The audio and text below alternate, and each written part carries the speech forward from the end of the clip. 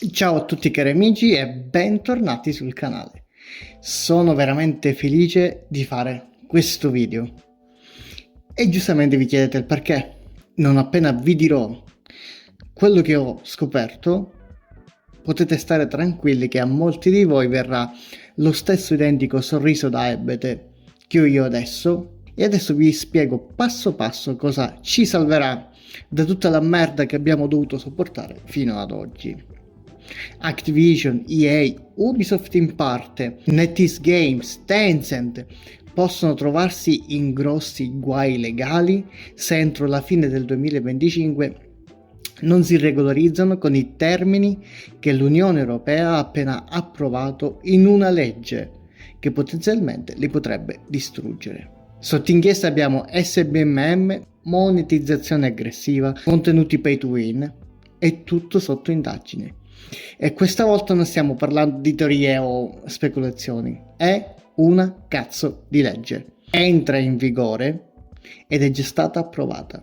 Colpisce direttamente nel punto debole di questi porci, ovvero ai profitti costruiti sulla pelle di noi giocatori, specialmente sui più giovani. Ecco perché andrò al ristorante a festeggiare, manco avessi vinto al lotto. Ma prima di iniziare col video, mi raccomando, iscrivetevi e lasciate un bel pollicino in su per sostenere il canale in modo totalmente gratuito e super efficace. Soprattutto vi chiedo di condividere con letteralmente chiunque, anche con vostra nonna, questo video, perché deve arrivare ai più utenti possibili e spargere anche un po' di consapevolezza in giro. Nel mese di ottobre 2024 il Parlamento europeo ha approvato una nuova legge nota come il Digital Fairness Act. Trovate il link in descrizione ovviamente. È una risposta diretta agli abusi di design e monetizzazione che infestano il mondo digitale. È una legge che comprende molte macro categorie come lo shopping online, gli influencer e anche appunto l'industria videoludica. Questa legge entrerà ufficialmente in vigore nel 2026, ma tutte le parti interessate, compreso ovviamente i publisher di videogiochi, avranno tempo solo fino alla fine del 2025 per mettersi in regola, quindi più o meno 7 mesi. Ma nello specifico, cosa colpisce questa legge? Pratiche manipolative basate su raccolta di dati comportamentali, esempio EOMM e SBMM, usati per manipolare l'esperienza. Vendita di oggetti in-game sfruttando pressione sociale o urgenza artificiale, timer, sconti finti, lootbox o il FOMO, il Fear of Missing Out. Interfacce progettate per confondere, distrarre o forzare l'acquisto. Tracciamenti occulti per profilare l'utente a scopi commerciali senza consenso esplicito. E in tutto questo, secondo voi, chi pensate che siano tra i primi della lista delle aziende videoludiche? Prendendo in esempio la nostra amata e misericordiosa Activision, sappiamo benissimo che è sotto torchio da parte della community da 6 anni a questa parte più o meno. Proprio di questo ne abbiamo già parlato sul canale, per l'uso spietato che fa dell'SBMM e l'EOMM nei suoi titoli, non per bilanciare le partite come millantano sti bastardi, ma per creare cicli artificiali di frustrazione e gratificazione per spingere gli utenti a spendere soldi nel negozio dei loro giochi. Hai una serie di sconfitte, ti danno una lobby facile per farti tornare la dopamina in circolo.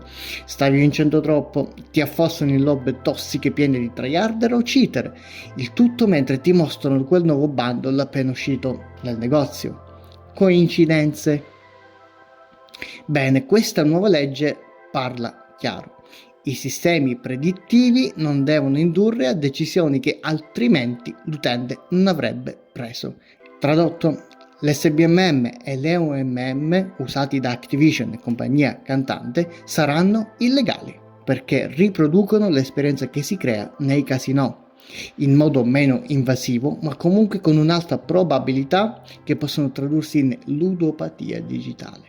Ne abbiamo già parlato in diversi video sul canale, quindi se ve li siete persi mi raccomando recuperateli. Non sono così disperato da dovermi inventare puttanate per fare visual, perché non vivo di questo, vivo di tutt'altro. Vi ho portato i documenti, i brevetti ufficiali e li abbiamo analizzati insieme, pagina per pagina. Vi ho spiegato anche come nel caso di Activision il suo anti-cheat Ricochet non funzioni volutamente, come il matchmaking sia truccato e come il design delle partite sia costruito per farci spendere e non per farci divertire. Ora tutto questo trova conferma in una cazzo di legge. Una legge che parla di tecniche ingannevoli e manipolative nei videogiochi e cita chiaramente microtransazioni, lootbox, la FOMO, algoritmi poco chiari che condizionano gli utenti.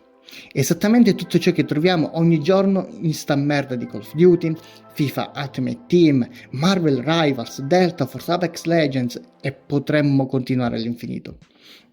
E appunto facendo qualche altro esempio, al di fuori di Activision abbiamo Electronic Arts con il sistema di Dynamic Difficulty Adjustment su FIFA e Madden NFL, Ubisoft in piccola parte con monetizzazione su contenuti single player, Riot Games con le rotazioni programmabili delle skin su Valorant, Blizzard, ovviamente parente di Activision, quindi nulla di assurdo, ha usato modelli predittivi su Overwatch 2 per modulare il ritmo delle partite, e mi fermo qui perché potrei continuare veramente verso l'infinito e oltre. Tutti questi casi sono esattamente nel mirino di questa nuova legge. Perché? Perché usano i dati comportamentali per modellare l'esperienza dell'utente a vantaggio dei publisher. E ora rischiano multe milionarie, la rimozione dei contenuti, nonché dei loro giochi stessi dai mercati europei se non si adeguano. Questa legge è un primo passo, una manna dal cielo per iniziare ad applicare una regolamentazione nell'industria videoludica che nell'epoca in cui ci ritroviamo a vivere è assolutamente necessaria. Ma serve ovviamente consapevolezza, soprattutto tra i più giovani, quindi quando la prossima volta sarete tentati magari di acquistare un qualsiasi bundle da 90 centesimi, da 19, da 100 euro, quello che vi pare, ricordatevi che dietro c'è uno psicologo in giacca e cravatta che ha studiato come farci cliccare il tasto acquista. Ragazzi, sapere è potere. Usate sempre la vostra testa e non fidatevi di queste corporation o dei grandi streamer che ci lavorano dietro. Anche condividere banalmente questo video è uno dei tanti modi per difenderci da un'industria che ha smesso di fare videogiochi per farci divertire, ma solamente per fare soldi sulle nostre spalle. Insomma, fatemi sapere cosa ne pensate di questa legge nei commenti. Finalmente cambieranno le cose? Oppure sti porci troveranno nuove scappatoie? Grazie per essere stati in mia compagnia fino alla fine e come sempre noi ci becchiamo al prossimo giro.